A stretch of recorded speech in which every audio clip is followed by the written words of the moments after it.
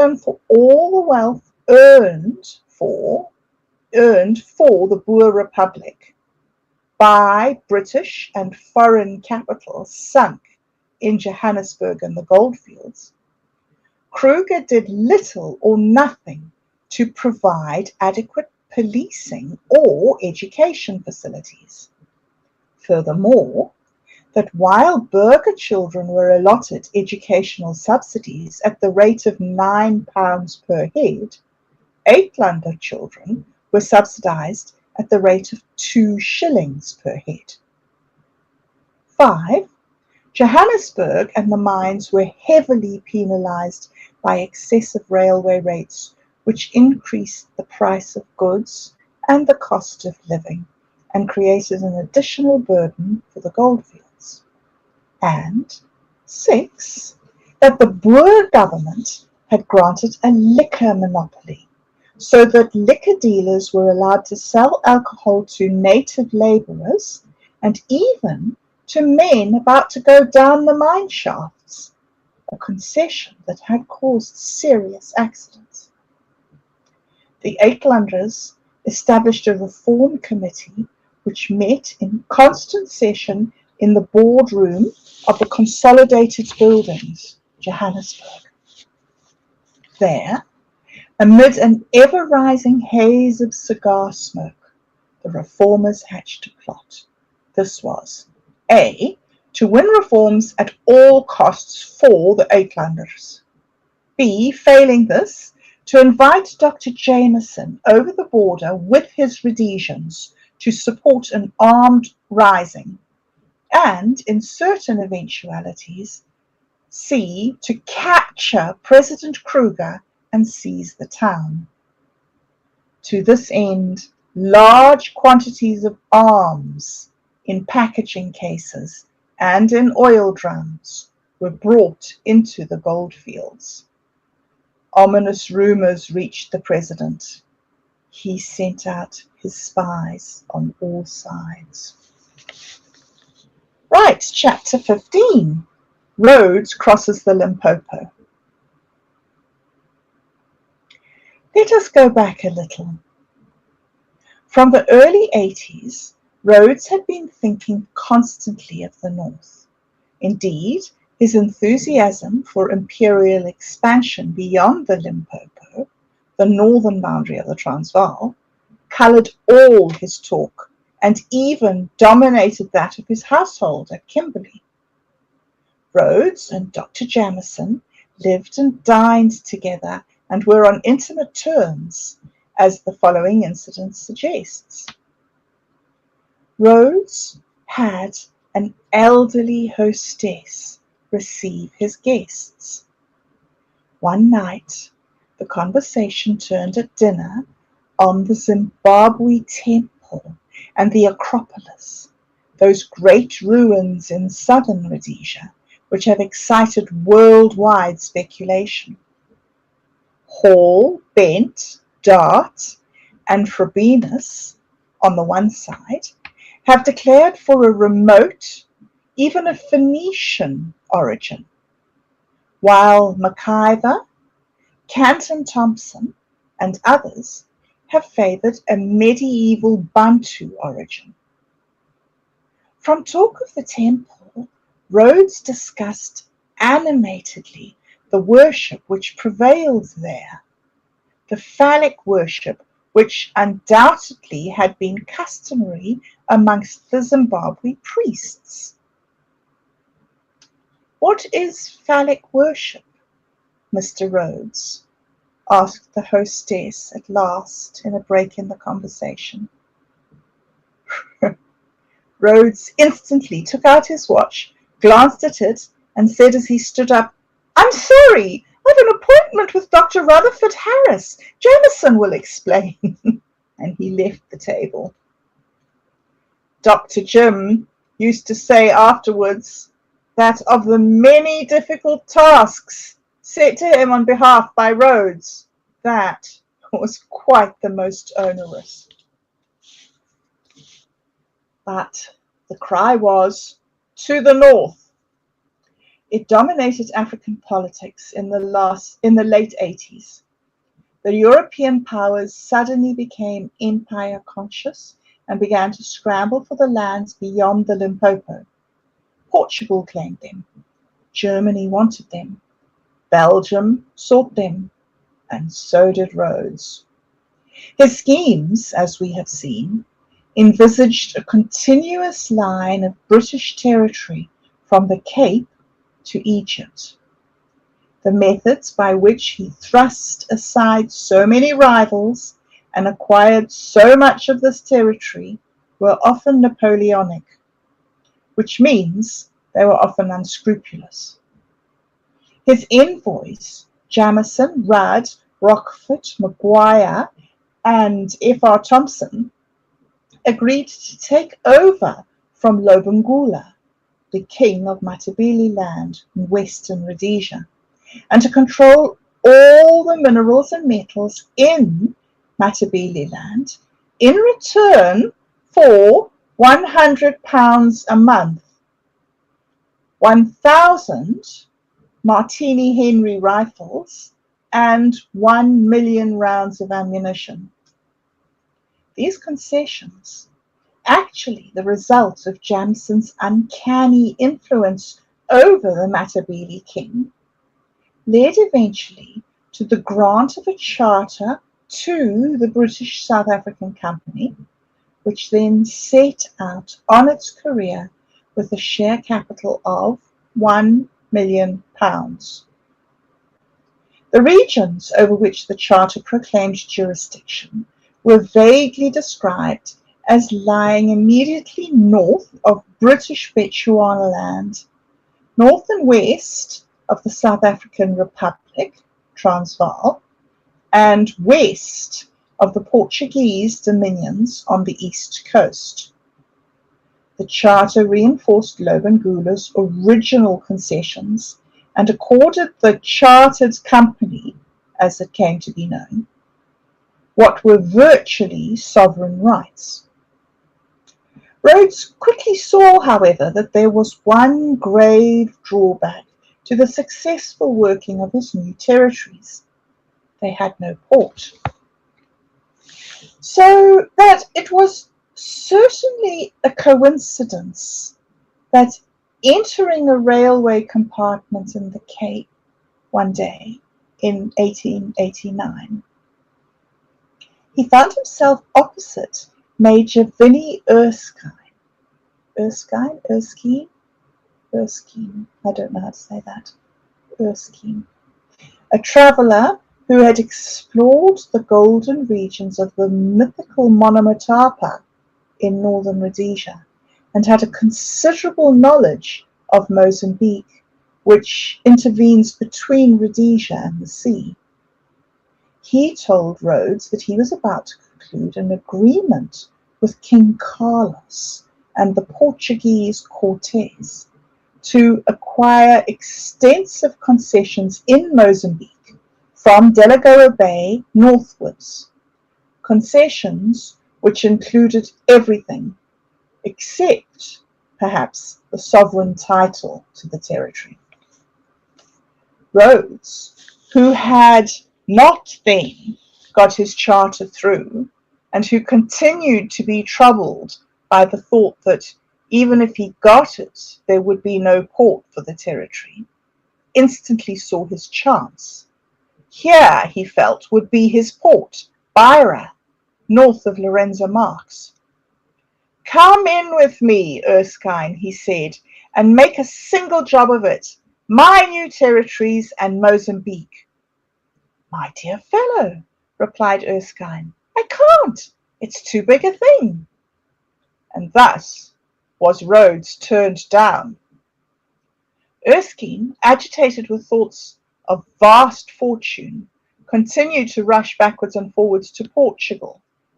Then came the fateful day when Captain Pinto de Souza fired at and wounded certain natives on the British side of the River Shire in northern Rhodesia, and the British demanded an apology. This was not As this was not forthcoming, England sent a gunboat to the mouth of the Tagus, and the two nations were on the brink of war. T.A.R. Purchase, one of the Johannesburg members of the Erskine Syndicate, was hurrying back from a vacation trip in East Griqualand in response to a wire from Edwin Dunning, the secretary. "Return instantly. I congratulate you on being a millionaire." When he picked up a copy of the Natal Witness in a barber's shop at Maritzburg, he read the fateful news of the crisis. War was certainly averted, but there was an upheaval in Portugal. The Cortes was turned out, and Vinnie Erskine left Lisbon with his concessions unsigned by the king, nor were they ever signed. Thus Rhodesia lost the port that, with a little more luck, might have been hers. In 1891, however, on Rhodes' initiative, a treaty was concluded between Britain and Portugal, providing for a railway from Beira to Salisbury. Kruger, from his presidential chair in Pretoria, watched in ominous silence the speedy northward thrust of the Colossus. Rhodes obtained permission to extend the territories of the Chartered Company to the southern end of Lake Tanganyika, including certain British settlements already made in Nyasaland. He urged the British government to retain Uganda in the north, and even undertook to pay the cost of linking that country with British possessions in southern Africa. Dr. Jameson, voracious reader of the exploits of Clive, had gone north with the Rhodesia Pioneer Column and became Rhodes's chief lieutenant, sharing his ambitions and playing a big part in bringing them to fruition. He went to Gazaland, forced a big concession out of King Ganonyama, a concession disallowed by the imperial government. And he did all he could to advance British interests generally.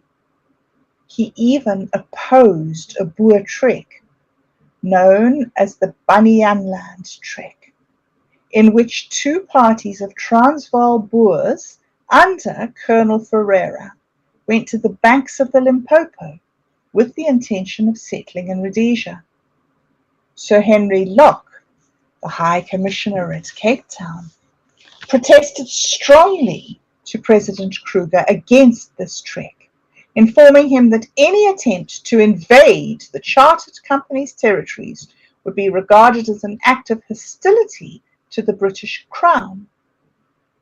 Kruger forbade the trekkers to proceed further. Jameson, with a British South African Company's force, met the trekkers on the border, that is to say, on the banks of the Limpopo, and arrested Ferreira for a few days, whereon the expedition dispersed. But from the first, the pioneers had a difficult time. Rhodes and his lieutenants travelled anxiously about the country, affording help and encouragement where they could. During the difficult days of 1892, there lived a storekeeper, Fatty Rees, at Chibi in the Victoria district. He was a curious fellow with a gift for sleep.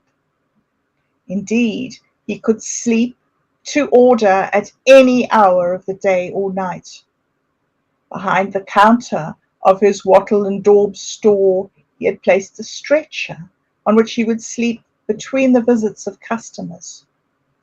So bad were things at the time that this good-hearted character was constantly helping down and outs on the way south out of the country.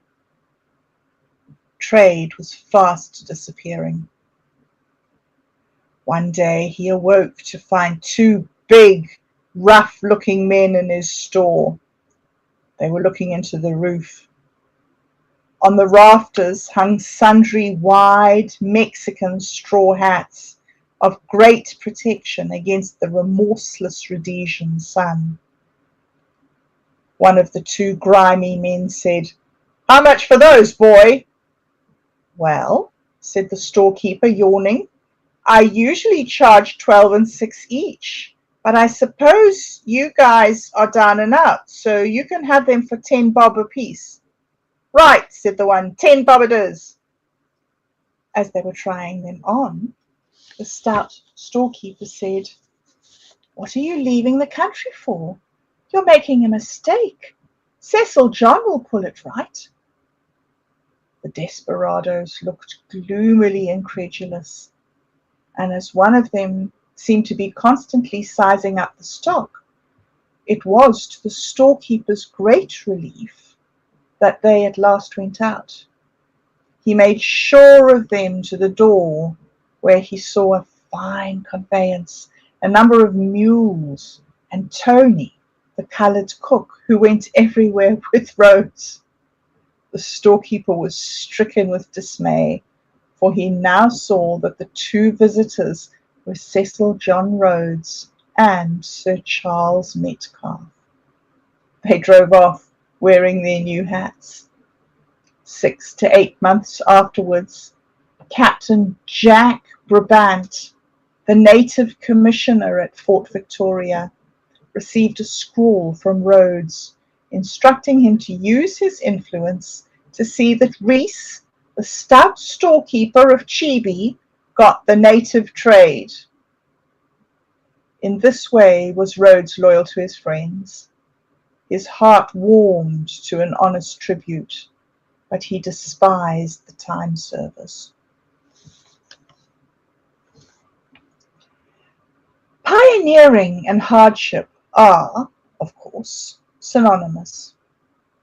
In Rhodesia, there were droughts, floods, locusts, wild beasts, embittered native tribesmen, and fever.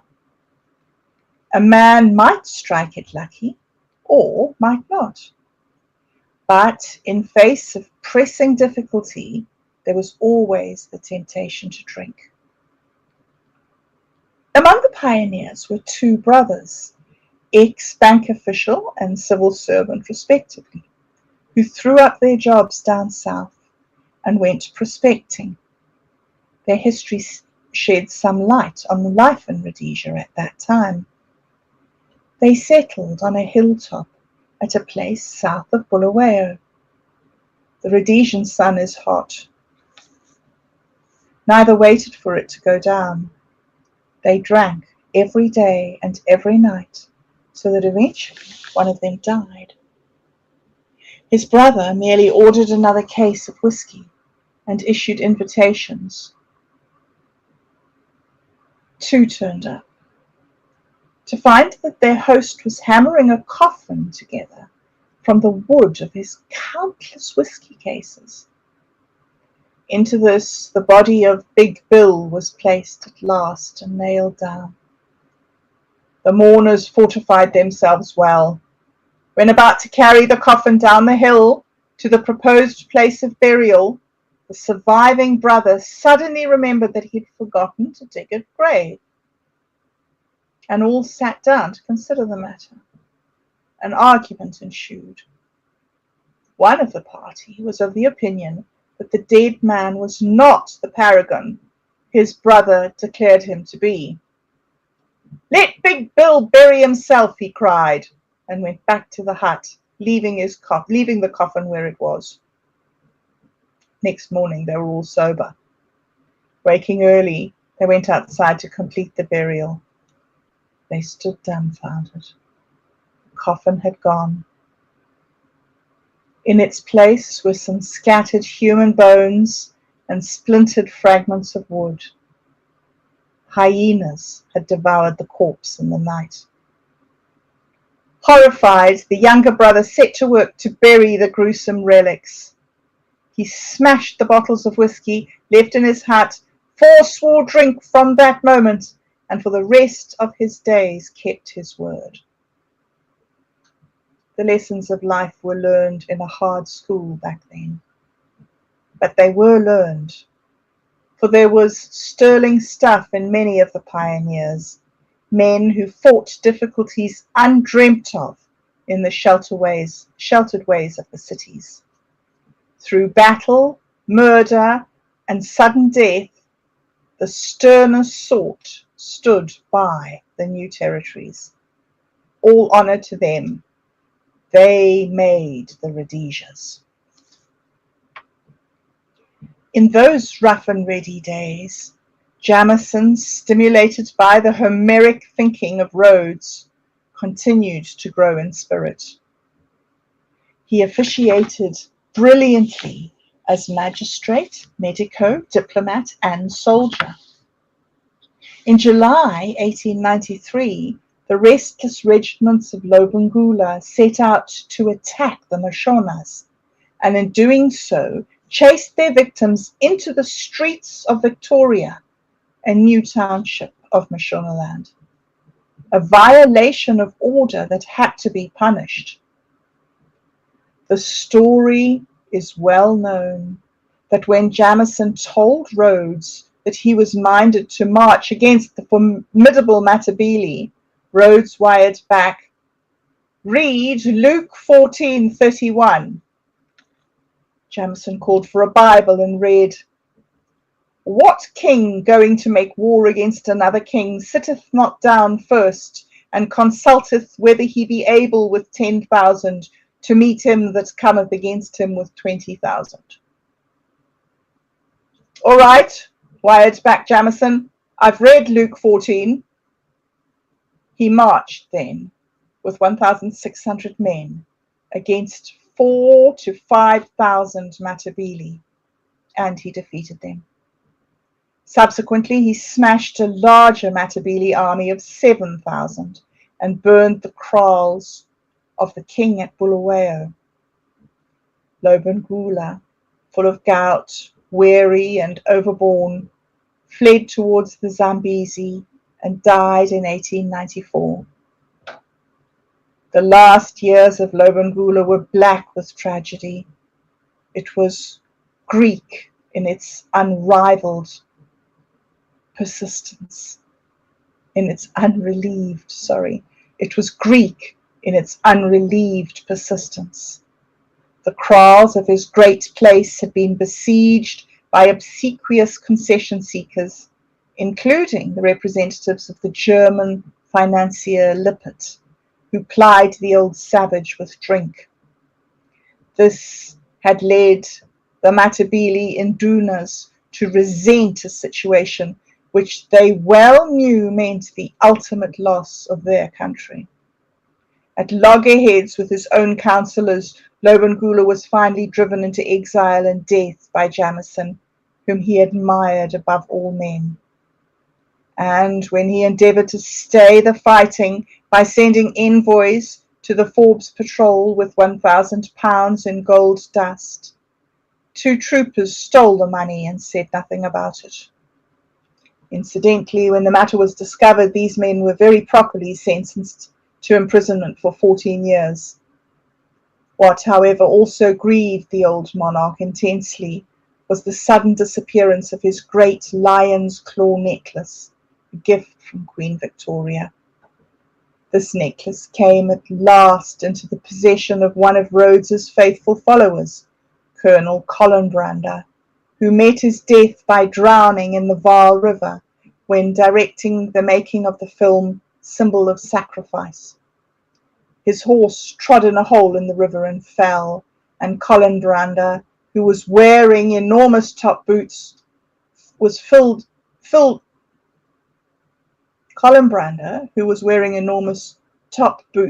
had filled with water, was dragged under. The great necklace of lion's claw, mounted in gold, was one of the most treasured items in Lobengula's hoard. Every claw had a gold base, and each had been carefully graduated. In the middle, A 5-pound gold piece dangled like a pendant, the general effect on the neck and breast of the barbaric king being most imposing. When it disappeared, the witch doctors were summoned. There was smellings out, and it was said even torture and the death for those who had come under suspicion. But the necklace was not found. Colonel Colin Brander, who, as stated, had somehow come into possession of it, and no doubt quite honestly, kept it in a safe in Johannesburg. It was subsequently taken to London. Attempts to interest Christie's in it failed, that firm requiring proofs of ownership before handling it, and hinting to the individual, who was certainly an innocent intermediary in the deal, that the matter did not look well to them. The necklace was thereupon brought back to South Africa and, according to report, was sold in Cape Town for £250. Its present whereabouts are unknown. Jamison's military successes, warmly applauded in London, filled the versatile doctor with a desire to distinguish him again as a soldier. And so it befell that when he heard one day the possibility of a rising of Uitlanders on the Rand goldfields, Uitlanders determined to resist the oppressions of the Kruger government, he foresaw the chance of another military expedition and listened with outward calm and inward eagerness to the stories told by Hayes Hammond, the famous mining engineer, just up from the Rand, with news of a political crisis fast developing on the goldfields. Rhodes was an even more interested listener. Camped out at night under the Rhodesian moon, Rhodes, Jamison, and Hayes Hammond talked the matter out, and Rhodes felt more than ever as he heard the details of Uitlander grievances and the scandal of taxation, education, and the dynamite monopoly. He heard too of the way in which his own financial interests on the Rand were being jeopardized, and that he believed he would have to now fight Paul Kruger, and that fight would be to the death. It was in these circumstances that he, as the figure whose influence as Prime Minister of the Cape Colony and Chairman of the Chartered Company in De Beers, made the Jamison raid possible. He stood behind the raid. He lent his influence to it and was party to it. And there we go. That is the end of the chapter. Quite an eventful era, really. I'm a bit confused though. Mm. What were they talking about when Rhodes said that they worship phallic worship or something like that? What does that mean?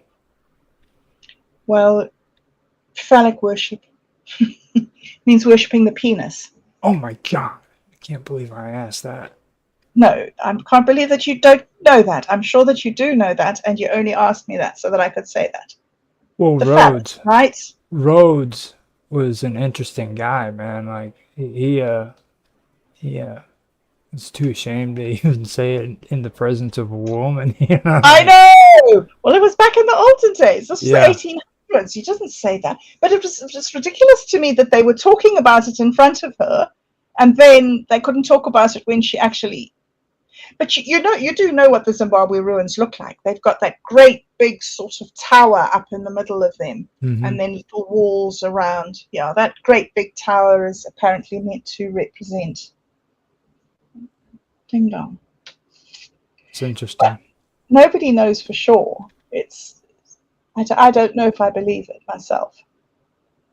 But like there's always weird little sects all over the world. It's an interesting area. I do know that and all the way up to what is it? Ethiopia. I think that whole area is just really interesting. When you look at the history behind it, it's mysterious. Yes, absolutely.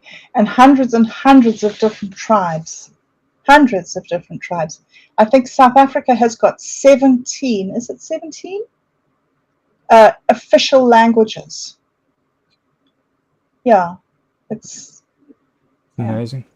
it's a very interesting, diverse. Would you say diverse group of people? Yeah. Yeah. Yeah. So do you want me to Yes, start with please. You take it away. this I don't even know what the proper word for the story is. It's amazing. It's Highbrow, lowbrow. Is it S? Highbrow, lowbrow, and middlebrow. yeah, Is highbrow, that one? lowbrow, middlebrow, taken from gentlemen, scholars, and scoundrels. This is part 5 of it on page 48. And here we go. If the upper middlebrow is unsure of his own taste, but firm in his belief that taste is extremely important, the lower brow is his counterpart. The the lower middle brow ardently believes that he knows what he likes, and yet his taste is constantly susceptible to the pressures. What? No, to the pressures that put him in knickerbockers one year and rust-colored slacks the next. Actually, he is unsure about almost everything, especially about what he likes. This may explain the pronouncement on taste, which he considers an effete or effete in questionable virtue, in his resentment of the arts, but it may also explain his strength. When America and Americans are characterized by foreigners and highbrows, the middlebrows are likely to emerge as the dominant group in our society, a dreadful mass of intensible backslappers given to sentimentality as a prime virtue, the willing victims of slogans and the whims of the bosses, both political and economical, and economic. The picture in the picture painted by middlebrow exploiters of the middlebrow, such as advertisers of national advertised brands, is strikingly similar to the painted by the highbrow. Their attitudes and motives are quite different. The highbrows paint with a snarl, the advertisers with a gleam. They both make the middlebrow out to be much the same kind of creature. The villain of the highbrow and the hero of the advertisers is envisaged as the typical American family. Happy little woman, happy little children, all spotless or sticky in the jam, sticky in the jam pod, framed against dimity curtains in the windows, or decalcomania flowers in the cupboard doors. Lower middle browism or lower middle browism is a world pictured without tragedy, a world of new two-door sedans and Bendix washers, and reproductions of hunting prints. Yeah, and reproduction of hunting prints over the living room mantel. It is a world in which the ingenuity and patience of the housewife are equaled only by the fidelity of her husband and his love of home, pipe, and radio. It is a world that smells of soap, but it is a world of ambition as well. A constant striving for a better way of life, better furniture, bigger refrigerators, more books in the bookcase, more evenings at the movies. To the advertisers, this is Americanism. To the highbrows, this is the dead weight around the neck of progress, the gag in the mouth of art. The lower middle brow are not like this, of course, and unlike the highbrows and their upper middle brows, and the upper middle brows, whose numbers are tiny, but by comparison, they are hard to pin down. They live everywhere, rubbing elbows with lowbrows in apartment houses like vast beehives in row houses, all alike from the outside except for the planting. In large houses at the end of the gravel driveways, in big cities, in medium cities, in suburbs, and in small towns from Boston to San Francisco, from Seattle to Jacksonville. They are the members of the book clubs who read difficult books along with racy and innocuous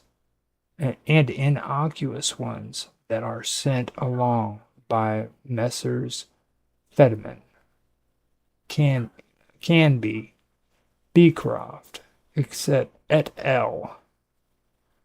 They are the course takers who swell the enrollments of adult education classes in everything from the technique of the short story to childcare. They are the people who go to hear the lectures that swarm out from New York lecture bureaus with tales of travel on the dark continent and Panacus for saving the world from a fate worse than capitalism. They are hell bent on improving their minds as well as their fortunes. They decorate their homes under the careful guidance of Good Housekeeping and the Ladies' Home Journal, or they are well off of house and garden and are subject to fads in furniture so long as these don't depart too radically from the traditional and the safe. From the copy of Colonial and the reproduction of Sheraton, in matters of taste, the lower middle brow world is largely dominated by women. They select the furniture, buy the fabric, pick out the wallpapers and pictures, the books, and the china, except in the selection of his personal apparel, considered quite manly for the male to express opinions about things which come under the category of heuristic. Nonetheless, as a member of the school board or the hospital board, he decides which design shall be accepted when a new building goes up. The lower middle brows are the organizers of the community fund, the members of the legislature, the park the park commissioners. They pay their taxes and they demand services in return. There are millions of them, conscientious stabilizers of society, slow to change, slow to panic. But they are not as predictable as either the highbrows or the bosses, political or economic. They think no wait that but they are not predictable as either the highbrows or the bosses, political or economic, think they are. They can be fed, they can be seduced, but they cannot be pushed. Highbrow, lowbrow, upper brow, and lower brow. The lines between them are sometimes indistinct, as the lines between upper class, lower class, and middle class have always been in our traditional, no, in our traditionally fluid society. But gradually, they are finding their own levels and confirming themselves more and more to the company of their own kind. They will not find you will not find a highbrow willingly attending a Simon and Schuster cocktail party any more than you will find an upper middlebrow at a Rotary Club luncheon or an Elks picnic. The highbrows would like, of course, to eliminate the middle brows and devise a society that would approximate an intellectual feudal system in which the lower brows do the work and create folk art, and the highbrows do the thinking and create fine arts. All middle brows, presumably, would have their radios taken away, be suspended from society until they had agreed to give up their subscriptions to the Book of the Month, turned their color reproductions over to a commission for the disillusion of middlebrow taste, and renounce their affiliation with all educational and other cultural institutions whatsoever.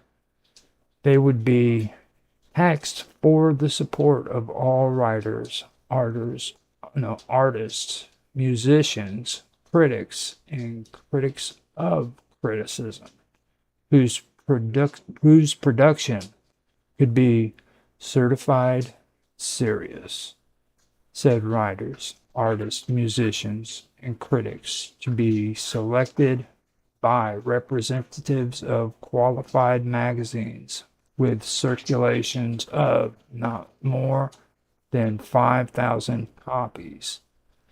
Middlebrows, both upper and lower, who persist in devaluating the precious infecting the healthy.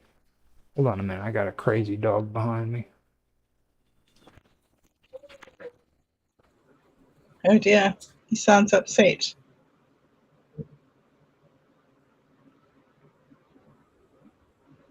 Yeah, I apologize. She has figured out how to claw the door open, and then when she gets in, she wants to go back and open it up and go back out the door.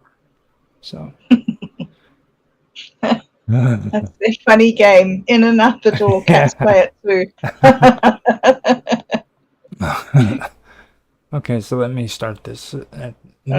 Middle brows, both upper and lower, who persist in devaluating the precious, infecting the healthy, corrupting the honest, and stultifying the wise, would be disposed of forthwith. But the highbrows haven't a chance. Things have gone too far. Everybody but the genuine lowbrow, who is more wooed then wedded by the highbrow, is jockeying for position in the new cultural class order. Life magazine, sensing the trend, has been catching us up on the past. Has been catching us up on the past of Western civilization in 16-page, 4-color capsules. What is that? Metamosel walks off with the first prize, or with the first prizes in the annual short story contest. The Pepsi-Cola Company stages the most elaborate and highest-paying art competitions in the country.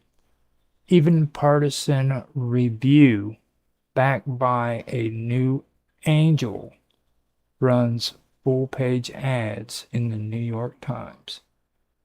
Book Review, in the New York Times Book Review.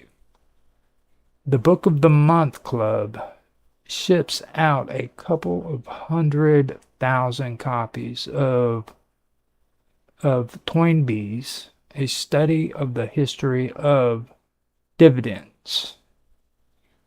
If life for grandmother who wouldn't dine with the Cartiers was simple in its social distinctions, life is becoming equally simple for us.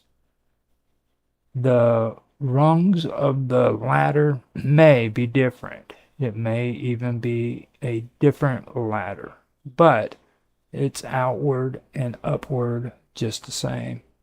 You may not be known by which fork you use for the fish these days, but you will be known by which key you use your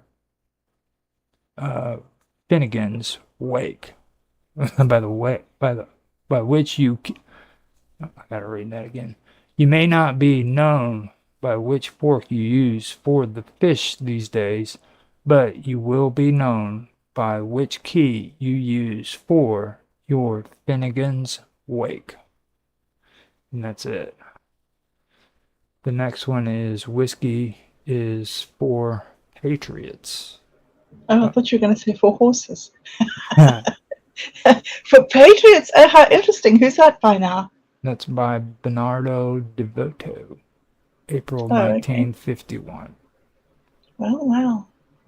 Boy, these people talk about some weird stuff, man. Some weird stuff, hey. But it's interesting, and aren't they well written? Yeah, a little bit too well written. I couldn't understand a lot of the stuff this guy was saying. I don't even think I classify it as a lowbrow. Oh yes, you could totally do. You and I both do. I would really love to be considered a lowbrow after reading that story. Well, who else could we possibly be? Well, I mean, I don't even want to be the other two. No. See, that's what I mean. We choose who we are going to be. I think that was the effect that this guy wanted. You know what I mean? He wanted us to be grateful to be like a lowbrow because, like. Well, he's very disparaging of the middle class. He really makes them out to be, something very superficial and put on, right? Right. Well, it's like we were, me and Mark were talking about keeping up with the Joneses in one of the streams that we did, and that's really what rung out to me. Like these, it's like everybody has to have. Somebody went and got a trampoline, so of course you have to upstage them and go get something else. You know what I mean? That's the way it was in the all through the 20th century. Yeah. Maybe not as much today, but you always had to have like 4-car garage, and then everybody felt that it was just the biggest thing if you had a television in every room. Oh wow, gosh! I remember the days when we didn't have television. Yeah, exactly. Just having a television was like, oh wow, you're one of the rich people. And VCRs were like $200 a piece. Yeah. And Well, I grew up in a country that was sanctioned because we declared independence against the British Empire, so the British Empire had put sanctions on us. And one of the sort of the marks of wealth was if you could go to South Africa to buy things. And I remember for my very last year of school, it was compulsory to have a calculator. We were the first ever class to have calculators to do our exam. And I wrote to my uncle in South Africa and asked him if he could get me a calculator. Man, I thought I was rich people. I never owned a calculator in my life, man. That's the weird part about that. Everybody talks about that. I think I got one for school once and I lost it. Like three, because I was never good at keeping stuff like homework and things like that. So like whenever they wanted me to learn how to use the calculator, we got the calculator. I had it, and I was supposed to use it in math class, and I lost it. It may be about 5 days later. Somebody stole it. My son was given a Game Boy for Christmas by his grandparents, and he was so excited. He took it to school, and within half an hour, it was stolen. Yeah. So, well, school is a very, very vicious place. Yeah. I mean, you think Middlebrows are bad. Well, I mean, it's like you got teachers trying to teach you how to spell. And, that's so wrong. I still can't do it. I mean, spelling is beyond me. It's just, well, I wish now that I actually paid more attention to spelling, because I mean, if I didn't have spell check, I'd be in a world of hurt right now. Just, I couldn't do it. I paid all the attention in the world. I couldn't spell. I still can't spell. There's some words that I can spell by, like, if you drop the E and you put an ing on it, and yeah, there's some tricks that my mother taught me. But everybody says, oh yeah, spelling, I got that when I was in year 2. Of course, it's just so. I before E except after C. Do you remember that rule? Yeah, I before E. Except that everybody breaks it. Just all the words I ever want to spell, there's the exception to the rule. I pick on Mark all the time because he's from England, and they spell color completely different than I do.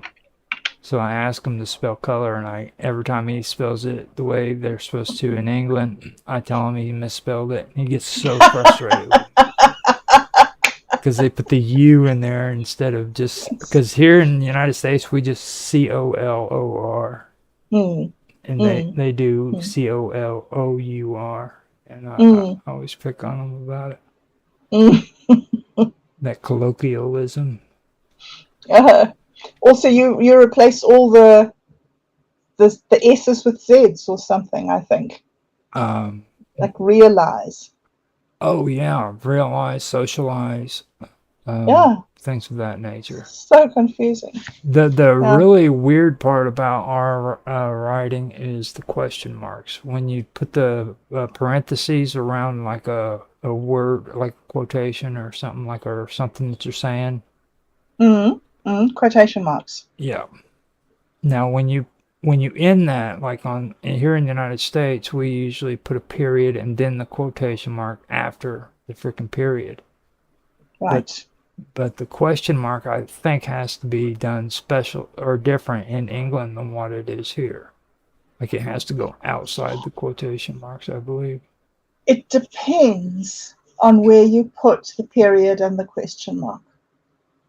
If what the person says, I don't get it, but if what the person says is a question, then the question mark goes inside the quotation marks. If the whole sentence is a question and what the person said is just part of the question, then the question mark goes outside. It's insane. Very complicated. See, this is why we've got spell check. This is why I am a lowbrow. Me too. I've heard of some of the rules. My mother was an English teacher, My mother despaired of me because I just couldn't do it. I couldn't get English Just remember of all A, the things. E, I, O, and U. Y is sometimes Y. Sometimes why? That's Randomly. that's it. You know, that's all I have to remember. There's consonants and then there's vowels. And then there's spell check. And then there's Yay. spell check. And you know what's the wonderful thing about spell check is that it just corrects everything for you. You don't even have to know that you made a mistake. Just as you're typing, it's just fixing everything. Well, I'm kind of, my spell check is kind of messing up right now. I think that there's a glitch in the Oh Matrix. I'm no. gonna have to go check Oh it no. out, see what's happening, because Dude, you know Minds Gaming's kid who did the Dude Where's My Wallet role-play adventures with us? yeah. He told me about a story called I Want to Scream But I've Got No Mouth. Written in 1967. I listened to it this morning. Man, that guy was having such a bad day when he wrote this story. It's all about an AI that the whole world gets AIs to fight each other because war's a big business. So all the AIs are linked up for everybody to kill each other. They kill everybody and there's left 5 people in the world. So the AI somehow gets them and puts them inside its brain, in its computer, and keeps them alive for hundreds of years, torturing them to get its own back on the human race for being so awful. It's about 13 or 14 pages long. I highly recommend that you read it. It is one of the most, like that guy was really having a serious bad day. It's beautifully, beautifully written. But man, it is gruesome. You should read it. Don't know why I quite wanted to tell you that among spell check. Oh, Probably spell check and the development of LLMs. you know why. I get into that kind of stuff, so. Oh, you'll love it. It's ugh. I've still got shivers up and down my spine from listening to it. It's so gruesome and very rude. Anyway. Now, Okay. Right. I think that we should say goodbye, Roger. sounds like a plan. Had an awesome, awesome day. Thank you very much, everybody, for joining us. Thank you, Roger, also for joining us. And we'll be back again next week. See you then.